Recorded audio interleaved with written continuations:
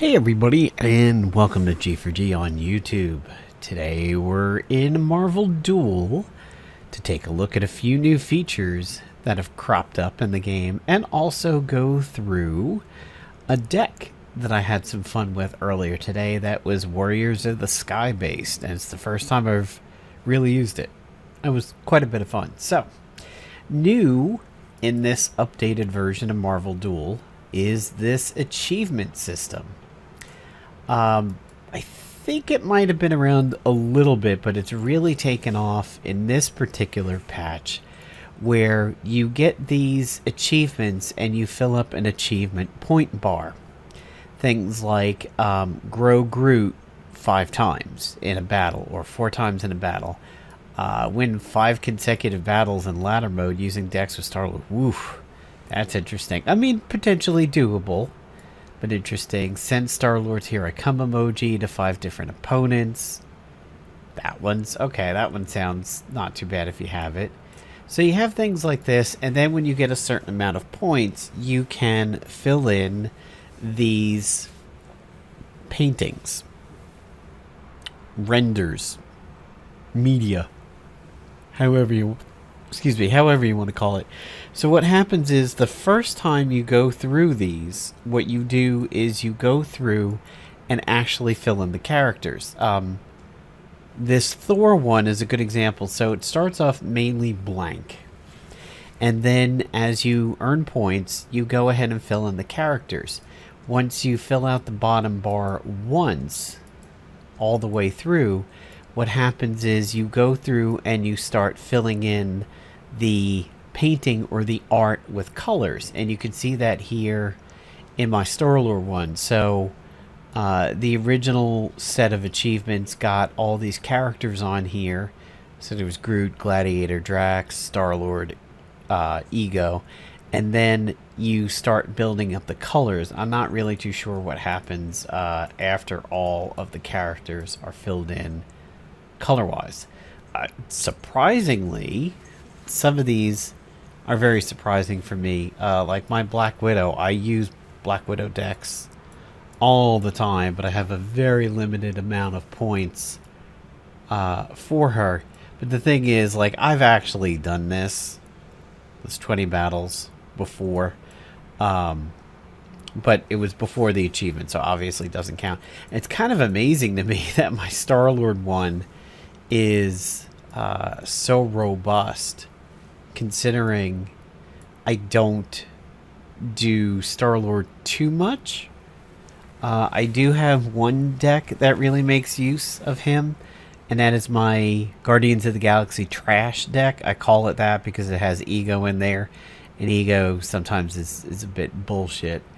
But yeah, apparently there's hidden ones. Make Groot grow 5 times was a hidden one that I just got recently because he was a tank for my deck. So the deck that I was using is just this little fun deck I made called Stun Sky. Over on Star-Lord, it uses the Rocket Jetpack, the Branch Shield, because it's to buff my tanks, Gravity Mine, Gamora, Drax Assault for Gamora. And if we take a look at Drax Assault, give a Guardian 5 power critical hit and annihilate until the end of the next battle.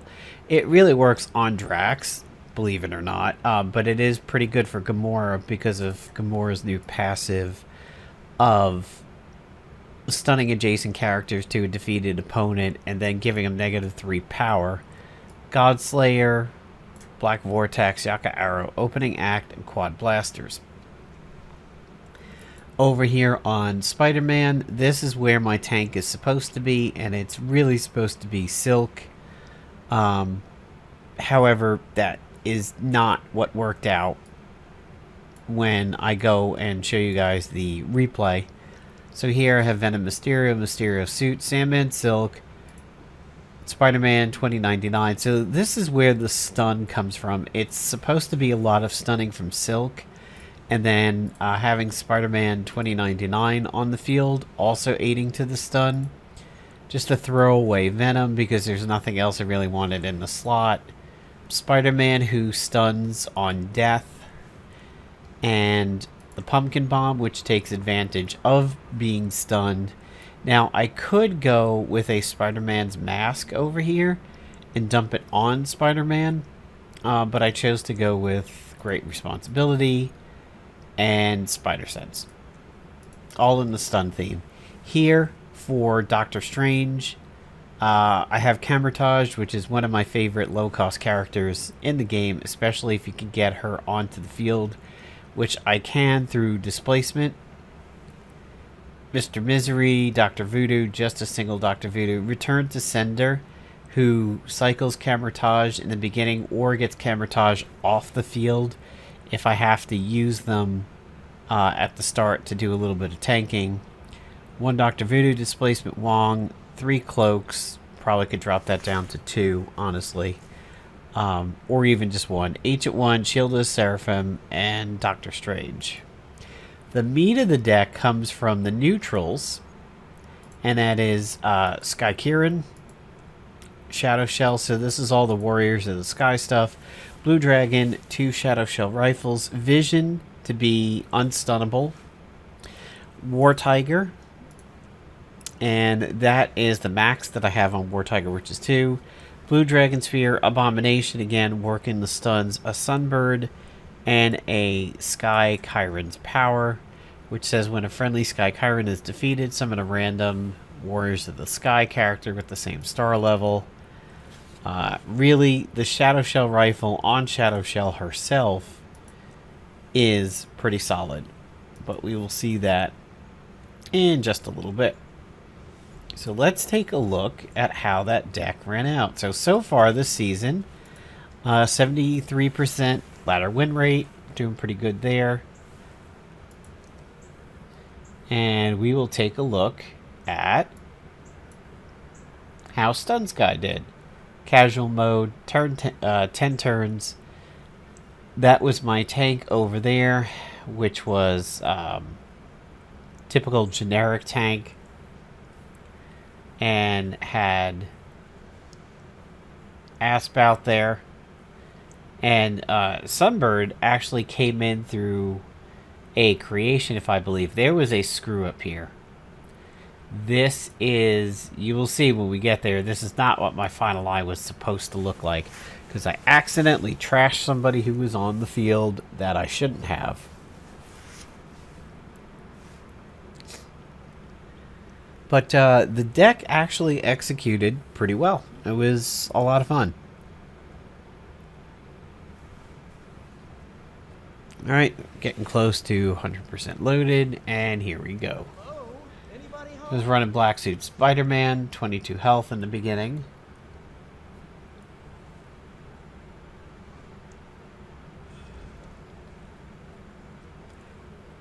So we put out Chitauri and Camertage.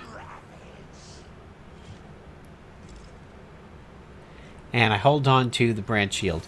The reason why is I had a daily to use power cards, and I was just about finished. So that's why I was holding on to the branch shield there.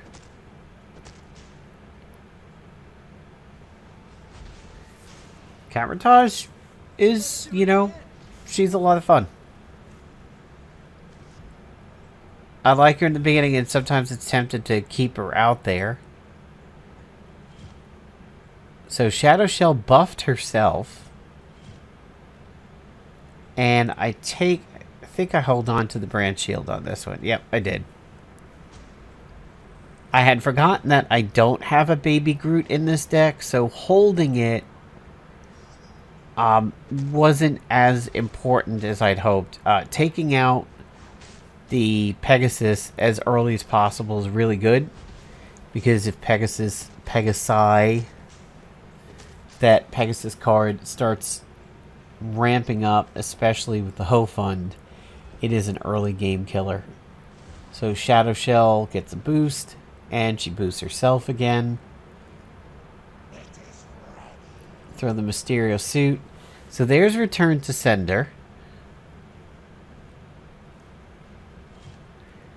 Ask goes out.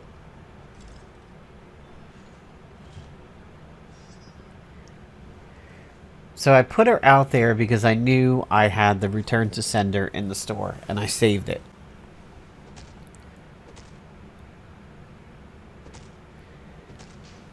we definitely... I think this is a round where I deal with a bad Asgardian Pegasus.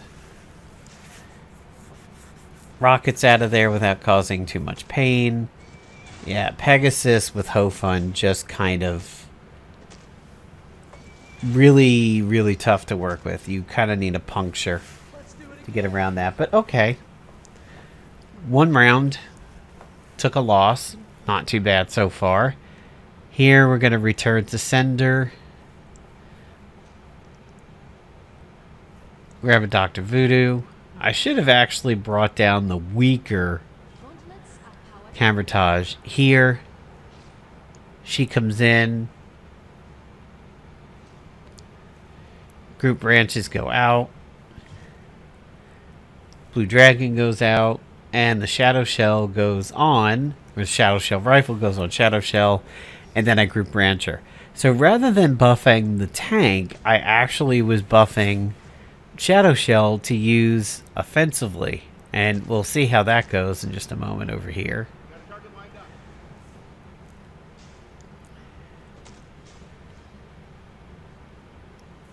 It's pretty spicy. I mean, this looks like it could potentially be a bad round for me on paper. But Shadow Shell with the rifle actually works out pretty well. She did a lot of work that round. Alright, so here we are in round 4. I think I grabbed the Abomination charge here. Drop it on my tank. Pull down a Blue Dragon. Pull down a Camertage to get that fixed. So now Camertage is sitting in my hand, which is where she should be, but we don't have a way of getting her on the field. I pull a Ghost Suit for Blue Dragon though, and watch how this works out this round here. So buff Warriors of the Sky. She buffs the team up pretty well. And because she doesn't take an action, she could potentially be around for the flip when Shadow Shell goes again and get buffed even further. So it's a fun little combo there. Pull down the Branch Shield, drop it on Shadow Shell again. And look who it is. Sky Chiron. One of the major meats of this deck over here. So Vision goes in just to pull down that mine and have the mine out there.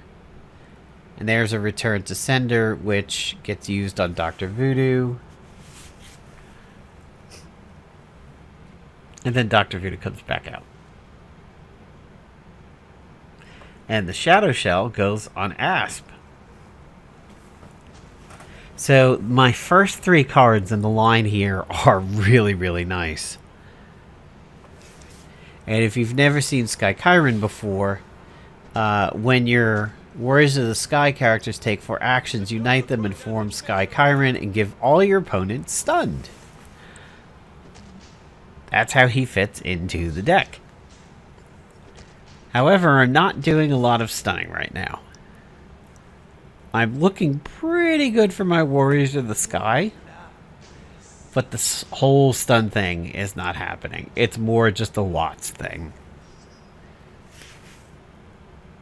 And he comes in at the very end, which is good because it's more damage to the enemy commander. However, he wasn't on the field for anything. So Asp and Chitauri get a little bit of a bump up on this round. Abomination on the tank again. Pull down Chitauri for a future. Pull down Sky Chiron. And then Asp comes down. And another Asp. Ooh. I went for Chitauri. Okay. So I went for the Hyper Burst on the Chitauri over there. And then I do believe I lock this in for War Tiger and Asp. And I put the Doctor Strange cloak on the Chitauri. At this point, I kind of want to get Dr. Voodoo out of there. One of the weaker cards out on the field. Asp is buffing my warriors. Blue Dragon buffs the team. Sky Chiron comes out, stuns the enemy team. Literally rained fire on them. And I mean, he is at 3847 pretty beefy. And that's a 3847 with Iron Will. And I'm just going to laugh at this hella. Let's do it again. Alright, so we now look at a turn 8. Ask goes for the big burst. Super Scheme gives me... I don't remember what it gave me. So War Tiger now comes in over Vision, just because he fits the Warriors part a little bit. Not really the stun part. And he gets a burst. Goes back out. And Sunbird shows up in the shop. Sunbird is kind of the equivalent of like Poison in Hearthstone or like a Death Touch in Magic. If he gets the attack, he just straight up kills somebody. No matter what his power is. He could have one power and he's going to kill.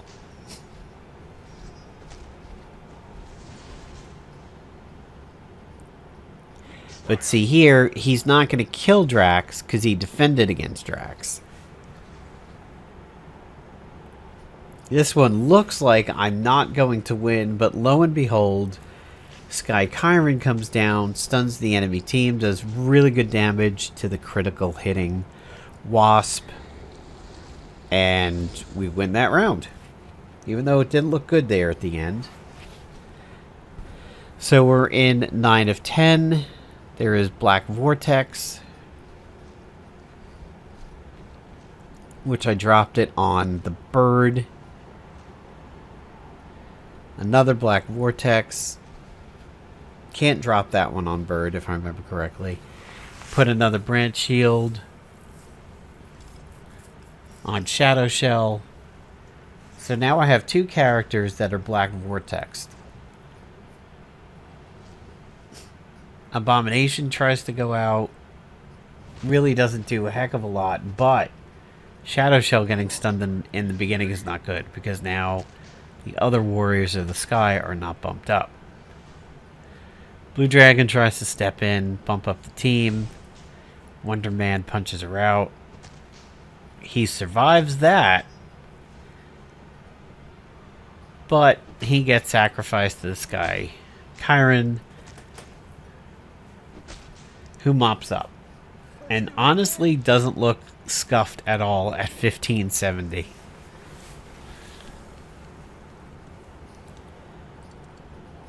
Put down displacement, so now I can get some of the mystics out there. Yaka Arrow went on Firebird. And that was the mistake right there. I threw away War Tiger when I didn't want to.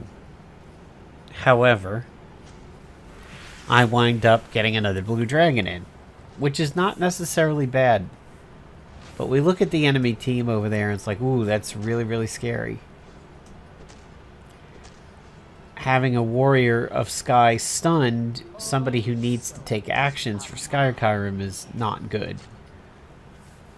However, displacement brings in a pretty beefy Wong, who gets some free damage out. Shadow Shell's Iron Will holds, and here comes Sky Chiron. My Asp is still alive, potentially buffing Sky Chiron if she gets an attack. Or actually, she has to be attacked. My bad on that. But Sky Chiron is just mopping up. And that's it. 10 rounds. And actually would give it a 10 out of 10. It was a lot of fun. I would completely say Sky Chiron. Kieran. is who makes that entire match. Him coming in as a giant bomb and stunning everybody pretty much saved the day in several rounds over there, and I only lost one round in the very beginning. However, that is what we're going for. You could say, oh, well, you know, it's lucky you had him coming in and doing the meat of the work. Yes, but it's designed to do that. This was a bit of a screw up here. Was not supposed to have two blue dragons, although two blue dragons with two ghost suits and a couple shadow shell rifles out there. Pretty good. This was the round before, and they really didn't get off the ground at all. I pulled Silk super late, so I really didn't have much Warriors of the Sky going on here. I didn't really have much stun going on over there.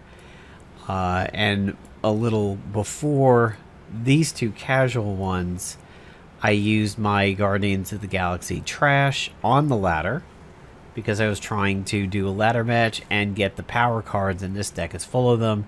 As you can see, pretty buffed Groot. We have Hulk giving Groot a retaliatory crit. A very weak Doc Ock, and a pretty decent Gladiator. I gotta check that deck to see if I just have the one Doc Ock in there. I have a feeling I do, just as a filler. And I do. But, you know, he honestly is pretty fun. Doc Ocks do get built up pretty well. I think I'll actually bring one more down over there. The meat of this deck is in Guardians of the Galaxy. Spider-Man is not here for a heck of a lot. Web snares are really good. And Doc Ock is good early game with his new changes, but it's pretty much this is the meat of the deck right here. Hela doesn't do much other than aid and Bewitching Spell and Hush Now. 7 League Boots, Ebony Blade, not really a hell of a lot there that they do. Hela and Malekith are throwaways. Graham is a throwaway. And I really don't use Blood Axe that much now with the changes. Anyway, so there was a Warriors of the Sky themed deck doing fairly well in casual tonight. They were 1-1, but that one that I did win, they really executed the deck pretty well on that, minus my little screw up with Blue Dragon at the end. Thanks for watching the video, guys. If you're playing Marvel Duel, I hope you're enjoying it, and you are certainly welcome to friend me in Marvel Duel, as I need to earn one more friend to get an achievement or something going on. I forget what it is, but anyway, thanks for checking out the video, folks.